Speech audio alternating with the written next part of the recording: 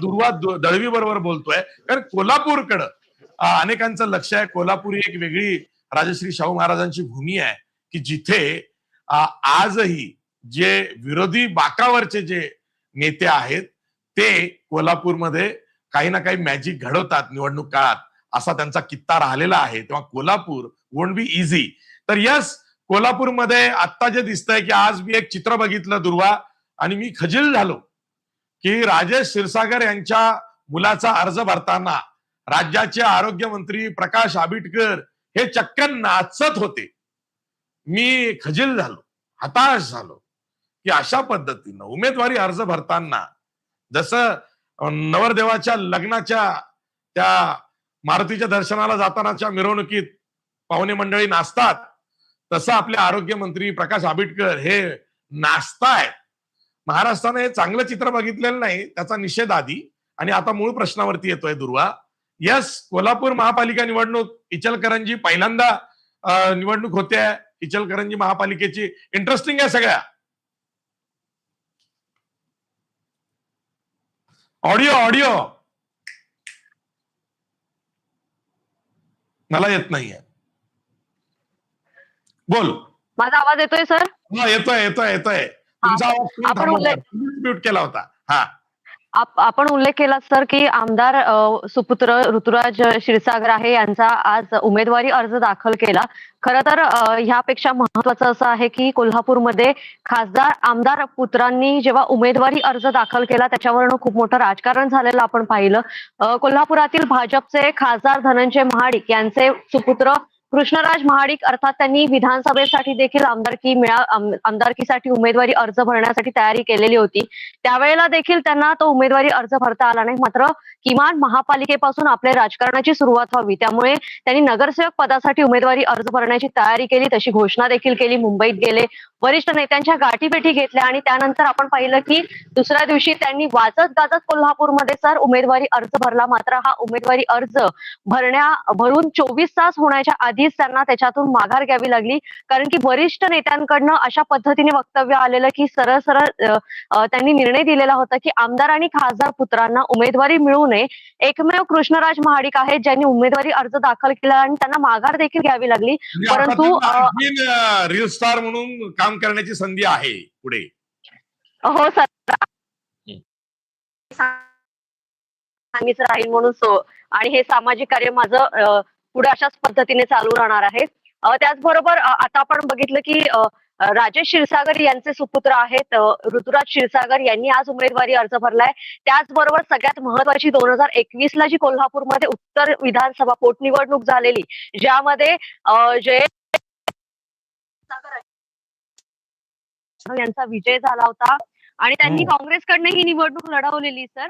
आणि त्यात जयश्री जाधव आता विधानसभा झाल्यानंतर एकनाथ शिंदे यांच्या शिवसेनेमध्ये त्यांनी पक्षप्रवेश केलेले आहेत. त्या माजी आमदार आता आहेत कोल्हापूरच्या आणि त्यांचे सुपुत्र देखील आता कोल्हापूरच्या महानगरपालिकेची निवडणूक लढवत आहेत. म्हणजे कोल्हापुरातील आमदारांचे 2 चिरंजीव आहेत हे जे निवडणूक लढवत आहेत. म्हणजे वरिष्ठांकडनं खरं तर निर्णय आलेला होता की अशा पद्धतीने निवडणूक लढवायची नाही म्हणून कोणत्याही आमदारांच्या पुत्रांनी, मात्र ते दोघं लढवत आहेत. दुसऱ्या बाजूला महायुतीने खूप जास्त वेळ ताटकळत ठेवलेलं आहे. सगळ्यांना खूप जास्त वेळ जागा वाटपाचा त्यांचा फॉर्म्युला ठरत नव्हता. अक्षरशः काल सायंकाळी 7 वाजता त्यांनी पत्रकार परिषद घेऊन त्यांच्या जागा वाटपाचा फॉर्म्युला काय आहे हे स्पष्ट केलं. जागा वाटपाचा जरी त्यांनी फॉर्म्युला स्पष्ट केला असला तो असा आहे की भाजप 36, त्याचबरोबर शिवसेना 30 आणि राष्ट्रवादी अजित पवार गट आहे ते 15 जागांवरती महापालिका निवडणूक लढवते. त्यावेळेला देखील त्यांनी उमेदवारांची नावं घोषित केलेली नव्हती. उमेदवारांची यादी आहे ती दिलेली नव्हती. आज सकाळी शेवटचा दिवस आहे अर्ज भरण्याचा, उमेदवारी अर्ज भरण्याचा. त्यावेळेला 12-12:30च्या दरम्यान भाजपची यादी आलेली आहे. त्याच्यानंतर 4 ते 5 वाजता शिवसेना आणि राष्ट्रवादी काँग्रेस आणि भाजप अशी एकत्रित सगळी उमेदवारांची यादी आली. त्यामुळे आपण जर पाहिलं कोल्हापूरमध्ये तर महायुतीचं जागा वाटपावरून खूप जास्त महत्वाच्या अशा बैठका झाल्या. त्यामध्ये चंद्रकांत पाटील असतील, धनंजय महाडिक असतील खासदार, त्याचबरोबर आमदार अमल महाडिक, कोल्हापूरचे शिवसेनेचे आमदार राजेश क्षीरसागर, आरोग्यमंत्री प्रकाश आंबेडकर, त्याचबरोबर राष्ट्रवादी अजित पवार गटाचे मंत्री हसन मुश्रीफ या सगळ्यांनी आहे ज्या मॅरेथॉन बैठका घेतल्या आणि त्या बैठकांमधून तब्बल 81 जागांवरती ही निवडणूक होते. त्यापैकी 36, 30 आणि 15 असा महायुतीचा फॉर्म्युला ठरलाय. तर दुसरीकडे महाविकास आघाडीमध्ये खूप जास्त पद्धतीने त्यांच्या सगळ्याच जागा वाटपावरती वादविवाद झालेले होते. सगळ्यात पहिल्यांदा शिवसेनेने आहे ठाकरे गटाने तब्बल 33 जागांवरती आपल्याला या निवडणूक लढवायची असं म्हटलेलं. 33 जागांवरती ते अडवून बसलेले होते. जिल्हाध्यक्ष रवी किरण इंगवले यांनी सतेज पाटलांकडे हा गोषा लावलेला की आम्हाला 33 जागा या पाहिजे म्हणजे पाहिजेच आणि आमचे तेवढे उमेदवार ताकदीचे आहेत. त्या उमेदवारांना आम्हाला ह्या निवडणुकीमध्ये उमेदवारी मिळालीच पाहिजे. मात्र ठाकरे गटाचे उपसंपर्क नेते आहेत अरुण दुधवडकर, त्याचबरोबर विनायक राऊत आहेत, यांच्या बैठका झाल्या. सुनील प्रभू देखील आलेले होते आणि या सगळ्यांच्या बैठका होऊन त्याच्यानंतर दोन अंकी आकडा आहे त्यांचा जागेचा ठरलेला. या 2 अंकी आकड्यामध्ये देखील काँग्रेसला हे खूप प्रायोरिटीने माहिती आहे की आपले उमेदवार किती येणार, कारण की ह्याच्या आधीपर्यंत महापालिकेमध्ये काँग्रेसची सत्ता आपल्याला दिसून आलेली आणि त्याचबरोबर महाविकास आघाडीचे आणि काँग्रेसचे महत्वाचे नेते म्हणजे सतेज पाटील. सतेज पाटलांसाठी ही महापालिकेची निवडणूक खूप प्रतिष्ठेची आहे. याच्या आधी त्यांच्याबरोबर हसन मुश्रीफ होते, मात्र आता त्यांच्याबरोबर हसन मुश्रीफ नाहीये, ते महायुती बरोबर गेले, ते सत्तेमध्ये आहेत, हे विरोधकांमध्ये आहेत आणि त्यामुळे सतेज पाटलांसाठी ही खूप महत्वाची अशी महापालिकेची निवडणूक आहे. त्यामुळे सतेज पाटलांनी देखील आपले ज्या ठिकाणी महत्वाचे उमेदवार आहेत जे निवडून येण्याची दाट शक्यता आहे ते त्या सगळ्या जागा आपल्याकडे ठेवलेल्या आहेत आणि त्यानंतर मग चर्चेअंती फक्त 7 जागा आहेत कोल्हापूरमध्ये शिवसेना ठाकरे गटाला मिळाल्या. यामध्ये देखील महाविकास आघाडीमधून राष्ट्रवादी शरदचंद्र पवार गट आहे तो वेगळाच राहिलेला आहे. त्यांना या सगळ्या बैठकांमध्ये कुठेही आम्हाला समजून घेतलेलं नाही असा त्यांनी सतेज पाटलांवरती आरोप केलेला आहे. त्यामुळे आता कोल्हापूरमध्ये महाविकास आघाडीमध्ये काँग्रेस आणि ठाकरे गट हे एकत्र लढतायत. त्यामध्ये देखील ज्या 65 जागा आहेत काँग्रेसने दिलेल्या 65 उमेदवारांची नावं जाहीर केली. त्यातला एक आहे जो स्वीकृत उमेदवार आहे. तो स्वीकृत उमेदवार म्हणजे कोण, तर राजू दिंडोरले म्हणून आहे जो मनसेचा नेता आहे. या मनसेच्या नेत्याला सतेज पाटलांनी स्वीकृत उमेदवारी दिलेली आहे आणि ही स्वीकृत उमेदवारी खूप महत्वाची आहे सर, कारण की विधानसभेला दक्षिण मधून ऋतुराज पाटील निवडणूक लढवत होते. त्यांच्या विरोधात आमदार अमल महाडिक भाजपकडनं निवडणूक लढवत होते आणि ह्याच ऋतुराज पाटलांना ह्याच्या आधीच्या निवडणुकीमध्ये जिंकून देण्यासाठी राजू दिंडोरलेंनी खूप जास्त मेहनत घेतलेली होती आणि आता अमल महाडिक यांना जिंकून देण्यासाठी छुपा पाठिंबा असं म्हणायला पाहिजे भाजपकडनं आहे ते राजू दिंडोरलेंनी दिलेला. मात्र त्याच राजू दिंडोरलेंना आता महापालिकेमध्ये सतेज पाटील स्वीकृत उमेदवारी देत आहेत. हे कोल्हापूरसाठी खूप महत्वाचं आहे आणि त्याचबरोबर एकीकडे महायुतीमध्ये भाजप आणि राष्ट्रवादी काँग्रेस अजित पवार गट आणि शिवसेना शिंदे गट आहे त्याच्यामध्ये जे बंडखोर करणारे आहेत त्याचबरोबर जे नाराज उमेदवार आहेत त्या सगळ्यांशी देखील सतेज पाटलांनी आपला संवाद कायम ठेवलेला आणि त्यातील जे उमेदवार असे आहेत की 101% निवडून येऊ शकतात त्यांचा देखील पक्षप्रवेश सतेज पाटील यांनी करून घेतलेला आहे. आणि आपण 2-3 दिवसांपूर्वीच पाहिलं कोल्हापूरमध्ये कसबा वावड्यामध्ये सतेज पाटील यांनी तेथील सगळ्या नागरिकांशी असेल कार्यकर्त्यांशी संवाद साधला आणि तो संवाद साधत असताना त्यांनी थेट म्हटलेला आहे की पॅनल टू पॅनल तुम्ही प्रचार करायचा आहे, कारण की 4 प्रभागीय सदस्य रचना झालेली आहे. जे 4 सदस्य दिलेले आहेत 4 उमेदवार दिले त्या 4ही उमेदवारांचा प्रत्येक उमेदवाराने म्हणजे त्या प्रभागातील प्रत्येक उमेदवाराने हा प्रचार करायचा आहे. जर एक नगरसेवक म्हणजे एक उमेदवार निवडून आला आणि बाकीचे 3 पडले तर त्या जिंकून आलेल्या उमेदवाराचा मी त्याच जागेला राजीनामा घेणार असे तंबी वजा त्यांनी भाषण त्या ठिकाणी केलेलं आहे. व्हायरल देखील झालेलं आहे. त्याचबरोबर सतेज पाटील यांनी इतर ठिकाणी देखील पाहिलं जे उमेदवार निवडून येणार ते आपल्या सोबत घेतलेलेच आहेत. राष्ट्रवादी काँग्रेस, शरद पवार गट, म्हणजे आम आदमी पक्ष आणि त्याचबरोबर वंचित यांची तिसरी आघाडी कोल्हापूर मध्ये झालेली आहे आणि ते एकत्रच लढत आहेत. त्यांचं देखील असंच राहिलंय की आम आदमी पक्षाचा आम्ही इंडिया आघाडीचा एक घटक होतो मात्र महाविकास आघाडीने आहे जे आम्हाला चर्चेत घेतलेलं नाही, ज्या आमच्या जिंकून येणाऱ्या सीट्स आहेत त्या ठिकाणी आम्हाला उमेदवार देता येत नाही त्यामुळे आम्ही स्वतंत्र लढणार अशी त्यांनी घोषणा केली. इकडे राष्ट्रवादी शरद पवार गटाला देखील मनाजोगत्या जागा मिळत नव्हत्या. त्यांनी देखील मग हाच पवित्रा घेतला की आम आदमी पार्टी वंचित हे एकत्र होत आहे तर त्यांच्यासोबत आपण देखील जाऊया. त्यामुळे ही तिसरी आघाडी कोल्हापूरमध्ये होते. एका बाजूला महायुती महाविकास आघाडीतले 2 पक्ष आणि हे 3 पक्ष अशा पद्धतीने तिरंगी लढत जरी असली तरी ह्याच्यामध्ये बंडखोर आणि जे नाराज आहेत ज्यांना तिकीट मिळालेलं नाहीये ते सगळेजण ह्या सगळ्याच गोष्टी आहेत. आणि आणखीन एक की दुर्वा सर सतेज पाटलांनी जी एक घोषणा केली होती, कोल्हापूर कसं तुम्ही म्हणशीला हा त्यांची नवीन टॅगलाईन आहे ती यावेळीची महापालिका. काय रिस्पॉन्स आहे?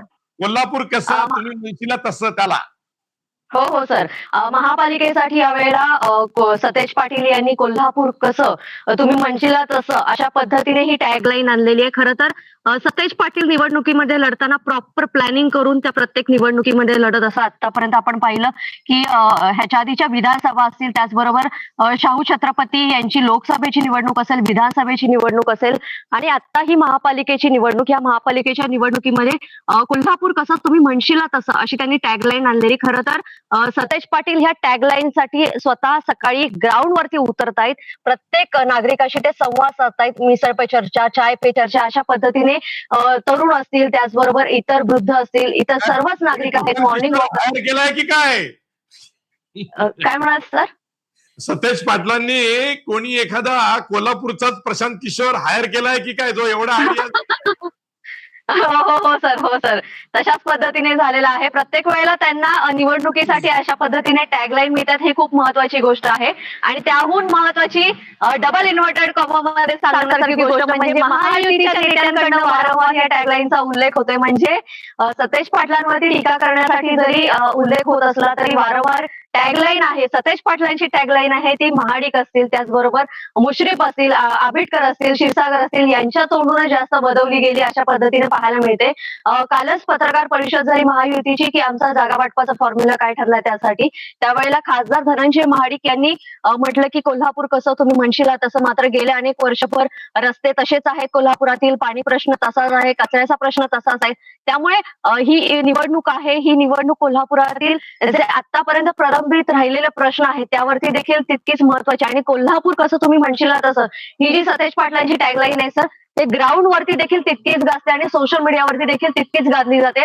महायुती आणि महाविकास आघाडीमध्ये यावरून सोशल वॉर देखील चालू असलेलं पाहायला मिळतंय सर. आणि या आणखीन एक मोठा असू दे की राजकारण असू दे की अगदी गोकुळची निवडणूक असू दे, व्हायब्रन्स 2-3 महिन्यांनी गोकुळची निवडणूक देखील आहे. पुरेपूर कोल्हापूर.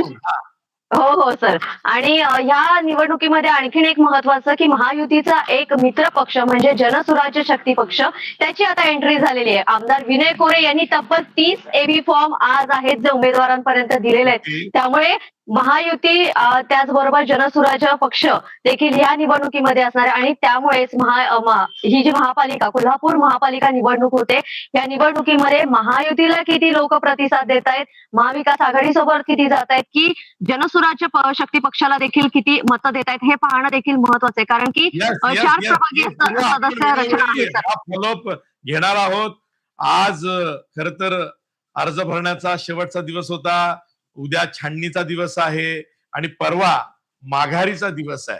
एकदा ज्यांना ज्यांना माघार घ्यायची आहे किंवा ज्यांना माघार घ्यायला लावली आहे ते अर्ज रिंगणातून निघाल्यावरती किंवा काही बाद होतील त्यातले नंतर कुठं चित्र हे परवा संध्याकाळी स्पष्ट होईल.